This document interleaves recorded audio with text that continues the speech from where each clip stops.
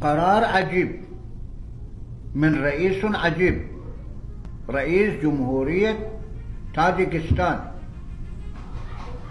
يأمر بغلق 1560 مسجدا وجامع في طاجكستان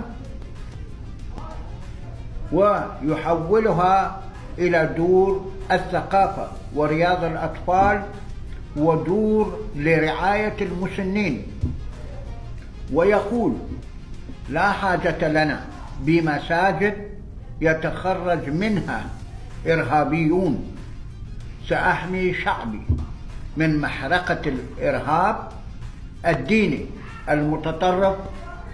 إنهم يقومون بغسيل الدماغ ومخ الشباب والأطفال هؤلاء المشعوذين. فتاوي أخلاقكم وأنا أمامكم. اكتبوا آرائكم وتعليقاتكم